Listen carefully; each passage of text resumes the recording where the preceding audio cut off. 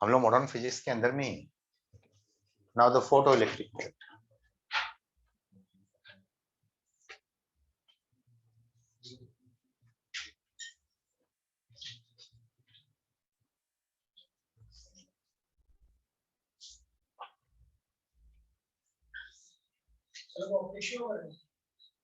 Photo electric effect. यहाँ भी हमने फोटोन के बारे में बात करना है। यहाँ भी हमारे पास फोटोन थ्योरी ही है, और फोटोन थ्योरी हम ऑलरेडी जान चुके हैं। फोटोन के पास क्या होता है भाई? एनर्जी होती है, मोमेंटम होते हैं, और rest mass is zero, mass is converted into the energy. जो इसकी मास है, मास की कैलकुलेशन किस में करते हैं? एनर्जी के फॉर्म में करते हैं। तो वी कैन सी कोई भी ऐसा पार्टिकल जिसका स्पीड ऑफ लाइट की इक्वल हो जाए या उसके आसपास में हो जाए, इसका मतलब यह है कि वो सिंपल जो क्लासिकल मैकेनिक्स वाली एनर्जी है उस थ्योरी को फॉलो अप नहीं करता है। ये क्वांटम मैकेनिक्स का पार्ट होता है। फोटोन थ्योरी किसका पार्ट है भाई? क्वांटम मैकेनिक्स का पार्ट है। यहाँ पे energy is equal to 1/2 mv² नहीं है, energy is equal to hc upon lambda. ठीक है, ओके। तो यहाँ भी फोटोन थ्योरी हमें मालूम है कि जब कोई फोटोन या जब कोई लाइट, बोले कि भाई कोई लाइट कहीं पे आ रहा है, लाइट इधर से आ रहा है, विंडो से आ रहा है लाइट, अरे सपोज जो लाइट आ रहा है और वो जो आपकी जो कॉपी होता है, एक मेटेलिक टारगेट होता है, एक मेटल होता, तो वहां से इलेक्ट्रॉन्स निकल सकते थे कुछ ऐसे। देखना है यहाँ पे, this is the Einstein's law of photo electric effect. ये क्या है? ये लाइट है, जैसे आपके विंडो से लाइट आ रहा है वैसे लाइट यहाँ पे आ रहा है। लाइट में क्या है? फोटोन है। लाइट का पार्टिकल नेचर के फॉर्म में देखा गया तो क्या बोला गया? फोटोन है। इसके पास क्या है? एनर्जी। एनर्जी की वैल्यू कितना है?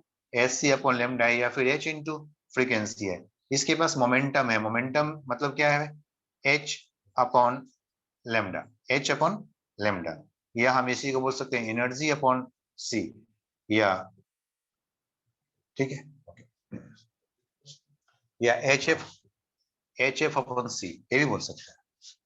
Momentum is H F upon C, F is the frequency. जब कोई फोटोन, जब जब लाइट यहाँ पे आते हैं तो इसके पास बहुत सारे फोटोन्स होते हैं। जब कोई फोटोन यानी कि पार्टिकल, जैसे कि एक बॉल, एक मार्बल बॉल यहाँ पे आ रहा है, और इसमें ये मेटल टारगेट है। ये क्या भाई? मेटल टारगेट है। यानी कि जैसे आपकी कॉपी पे लाइट आ रहा है, उधर से देख रहे हैं बुक्स वगैरह पे आपकी वहां पे लाइट आ रही है, हाँ, वैसे ही अगर मेटल एक टारगेट होता तो ये मेटल टारगेट, ये मेटल टारगेट है, उसको क्या बोलेंगे? Metal target. तो इस मेटल के अंदर में क्या है? वो तो नॉन मेटल है। जो बुक्स क्या है, वो क्या है? वो तो नॉन मेटल है। उसके पास फ्री इलेक्ट्रॉन्स नहीं है उसके पास फ्री इलेक्ट्रॉन्स नहीं है। उस इलेक्ट्रॉन को डिटैच करना बड़ा मुश्किल काम है। उसमें जो इलेक्ट्रॉन्स होते हैं काफी क्लोजली बॉन्डेड होते हैं, हाईली बॉन्डेड होते हैं। यहाँ पे जब फ्री इलेक्ट्रॉन्स होते हैं ना, उसको थोड़ी सी एनर्जी दे दो, उछल जाएंगे, वहां से निकल जाएंगे, वहां से बाहर निकलने की कोशिश करेंगे। थोड़ा सा एनर्जी, जितना उछलेंगे उतना एनर्जी लॉस होगा। जैसे कि जैसे कि हमारे पास एक कंटेनर है, ये रहा कंटेनर हमारे पास, बॉल नहीं है, कैप से काम चला लेता है।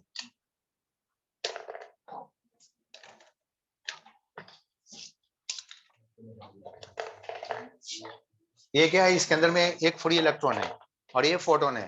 अरे नहीं गया, नहीं, उसको हीट नहीं किया, नहीं किया ना। अगर इसको नहीं, भारी, उसी को रख लो। कुछ मिला था उसको, एनर्जी दिख रहा था, कुछ एनर्जी मिला था, और जबरदस्ती एनर्जी दो इसको। सपोज वही इलेक्ट्रॉन होता है ना, तो ऐसे ही निकल जाता नहीं। अगर वो इलेक्ट्रॉन होता तो वही निकल जाता। वही चीज यहाँ पे हो रहा है, जैसे यहाँ पे हमने हीट किया ना, तो वैसे ही फोटोन इसमें आ रहा है। मेटल टारगेट में क्या आ रहा है भाई? फोटोन इसमें आ रहा है, और उसको टकरा, किसको हिट करता? इलेक्ट्रॉन को, और इलेक्ट्रॉन को वहां से बाहर निकाल लेता। लेकिन थोड़ी सी एनर्जी, अगर यहाँ तक आएगा तो इतनी एनर्जी, इतनी एमजीएच खर्च हो जाएगा नहीं। जितनी हाइट होगा उतनी ज्यादा एनर्जी खत्म होगा। तो हर मेटल का ना एक अपनी अपनी हाइट ऑफ एनर्जी होता है। मतलब इसके सरफेस को छोड़ने के लिए ना कुछ एनर्जी इसको लॉस करना पड़ेगा। कितना लॉस करना पड़ेगा? उसको बोलते हैं minimum energy required by the metal target to eject the free electron from its surface. That minimum energy is known as work function. क्या बोलते हैं उसको? Work function. यानी कि वहां से बाहर निकलने के लिए कितने वर्क करने की जरूरत पड़ेगी, that is the work function. Her metallic target का एक अपना, मैं बोलूं बिल्कुल मत बोलना, मुझे कहीं से भी आवाज आती है, मुझे यहाँ वाइब्रेशन करने लगता है कान, बहुत जोर, बहुत दर्द होने लगता है मुझे।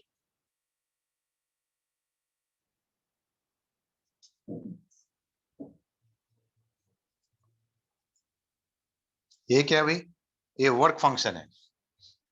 वर्क फंक्शन मतलब क्या है? Minimum energy required.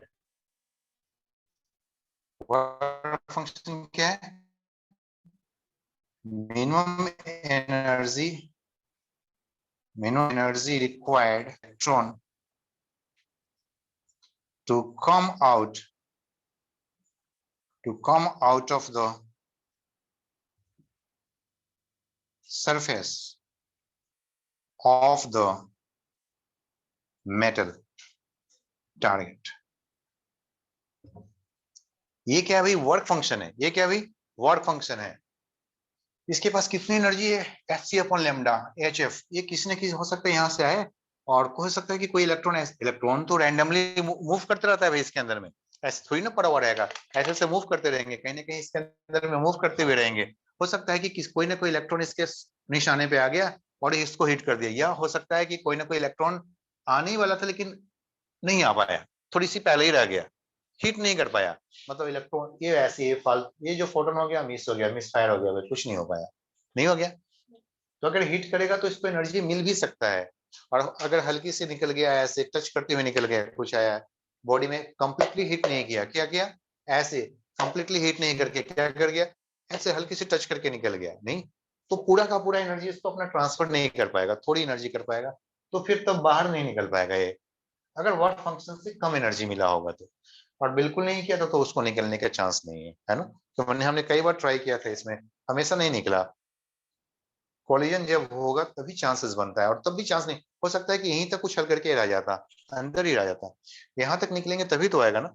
यहाँ तक निकलने के लिए जितना एनर्जी चाहिए ना, उसको क्या बोलते हैं? Work function.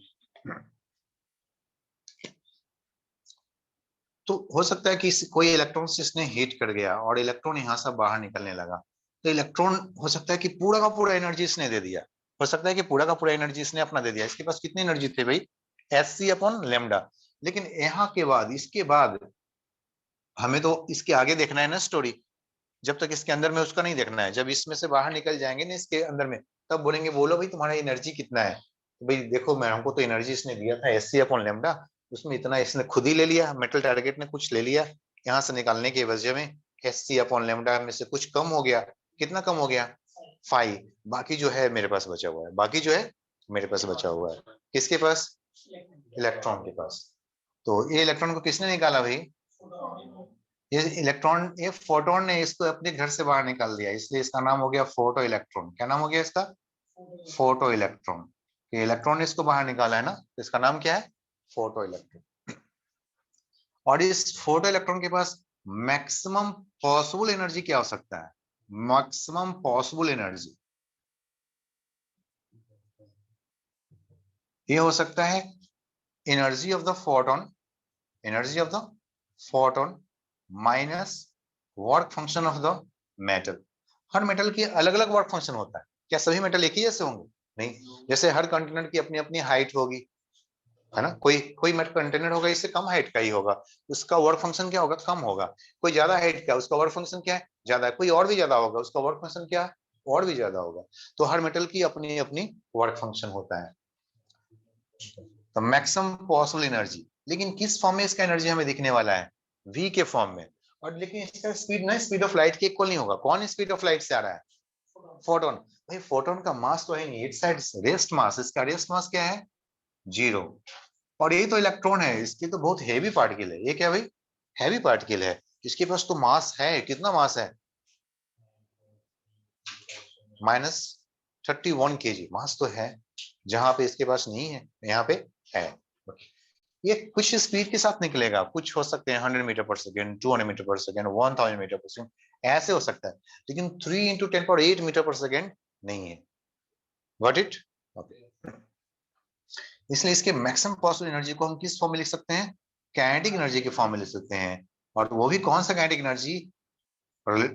जो क्लासिकल फिजिक्स की जो काइनेटिक एनर्जी होता है ना, उसके फॉर्म में 1/2 mv², ये हो सकता है इलेक्ट्रॉन की काइनेटिक एनर्जी। किसके maximum possible energy of electron कौन इलेक्ट्रॉन, यहाँ पे लिखा हुआ है किसके बारे में, फोटो इलेक्ट्रॉन है तो इलेक्ट्रॉन ही ना, जो कितना हो सकता है Sc upon lambda minus work function 5।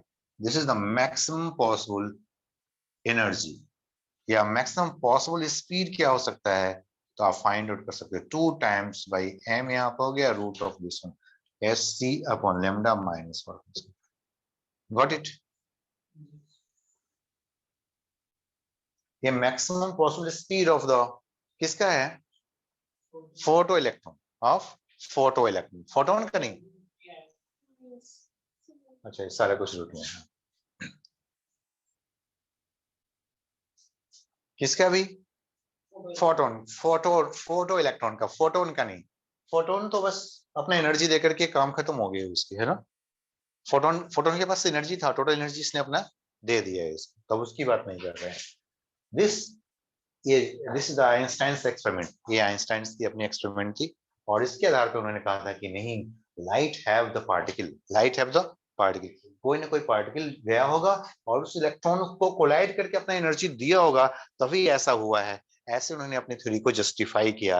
इसलिए light have dual nature, particle nature and wave nature. Wave nature तो पहले ही से हमें मालूम है, इलेक्ट्रोमैग्नेटिक वेव में हमने देखा वेव नेचर, यहाँ पे हम क्या देख रहे हैं भाई, पार्टिकल नेचर।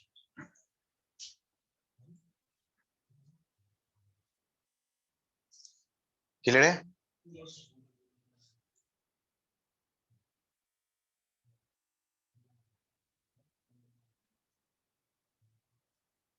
अब इस फोटो, इस इलेक्ट्रॉन को यहां से निकालने के लिए मिनिमम एनर्जी की रिक्वायरमेंट होना चाहिए भाई, कम से कम इस फोटोन के पास कितनी एनर्जी होना चाहिए, मिनिमम एनर्जी भाई। आओ कम से कम एक झलक दिखला जाए, यहां तक ऐसे निकला ना, बस यहां तक आ गया, इसके इसके आगे नीचे, इसके नीचे रहेगा तो आप नहीं देख पाओगे ना, इसको कब देख पाओगे, इसे कब देख पाओगे यहाँ से, जब जब यहाँ तक आ जाएगा तब हमें उसके ऊपर ही तो दिखेगा, या हम उसको डिटेक्ट करेंगे।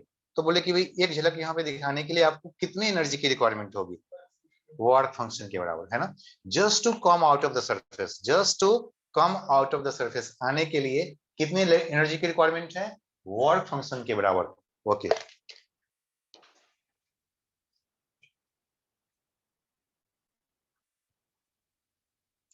The minimum energy required by the photon to eject the electron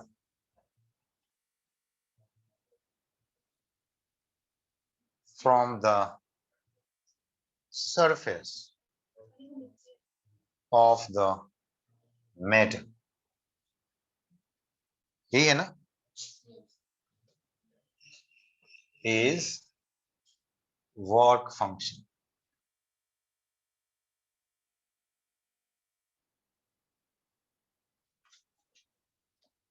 complete मान जाओ,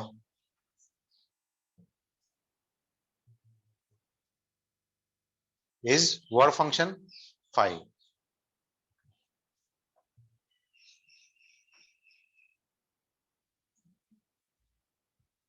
threshold wavelength,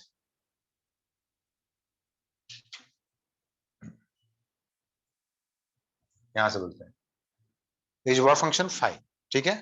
that is Sc upon lambda is equal to 5, Sc upon lambda is equal to 5 and here lambda is, मतलब ये lambda minimum है या maximum है, maximum है। Minimum energy maximum wavelength, minimum energy maximum wavelength. Maximum कितना wavelength होना चाहिए, maximum कितना, बहुत ज्यादा वेवलेंथ हो जाएगा तो एनर्जी बहुत ज्यादा कम हो जाएगा। The maximum wavelength is called threshold wavelength, is the max energy of the photon, ये मिनिमम है तो उसका करस्पॉन्डिंग वेवलेंथ क्या है, मैक्सिमम है। और इस मैक्सिमम वेवलेंथ को हम बोलते हैं threshold wavelength. Means threshold wavelength क्या है भाई,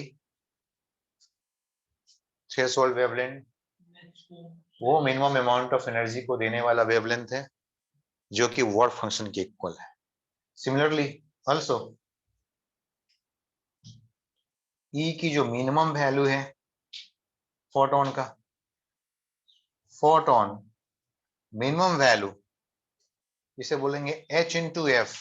क्या बोलेंगे? H F. ये मिनिमम है तो ये मिनिमम है तो फ्रीक्वेंसी भी मिनिमम होगा, डायरेक्टली प्रोपोर्शनल है ना, ये भी मिनिमम होगा और इसकी वैल्यू भी कितना होना चाहिए? फाई के equal. So what is the phi minimum, sorry what is the f minimum, frequency minimum? तो phi upon h, phi upon h. This is called threshold frequency. क्या बोलेंगे इसको? Threshold frequency.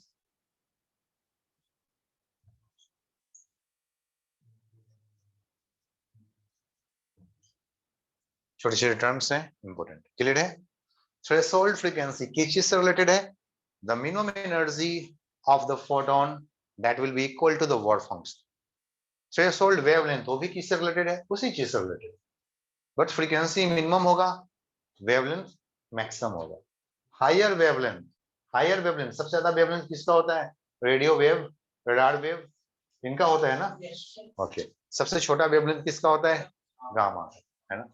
तो हमें देखना है कि अब यहाँ से जो फोटोन आ रहा है उसकी वेवलेंथ कम से कम कितना होना चाहिए। भाई हर मेटल के लिए अलग अलग आएगा, फाई की वैल्यू पे डिपेंड करता है।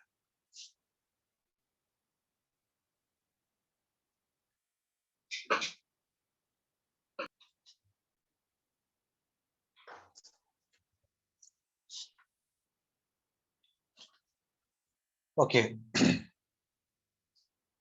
फोटो इलेक्ट्रॉन, अगर ये फोटो इलेक्ट्रॉन बहुत सारे, अगर ये एक फोटोन आया तो चलो एक फोटो इलेक्ट्रॉन निकला, और दो फोटोन आ गया तो दो निकल सकते हैं, या एक भी नहीं निकल सकते? नहीं, या हो सकता है कि एक ही फोटोन ने दो तीन इलेक्ट्रॉन को भी निकाल दिया। कुछ भी पॉसिबल हो सकता है, कुछ भी पॉसिबल, लेकिन हम एक मैक्सिमम पॉसिबिलिटी को लेकर के चलते हैं कि क्या हो सकता है। अगर एक stream of flow of photo electron होगा, ऐसे कंटिन्यूस कंटिन्यूस फोटोन आते रहेंगे और कंटिन्यूस फोटो इलेक्ट्रॉन निकलते रहेंगे, और किसी का एनर्जी बहुत ज्यादा होगा, किसी की एनर्जी कम होगा, अगर छोड़ दो तो कोई यहीं तक पहुंच पाएगा, कोई यहाँ तक पहुंच पाएगा, कोई यहाँ तक पहुंच पाएंगे, कोई यहीं तक पहुंच पाएगा, कोई यहीं पे झलक दिखा करके वापस आ जाएगा। नहीं, ऐसे तो ऐसा भी हो सकता है कि सबकी सभी फोटो इलेक्ट्रॉन की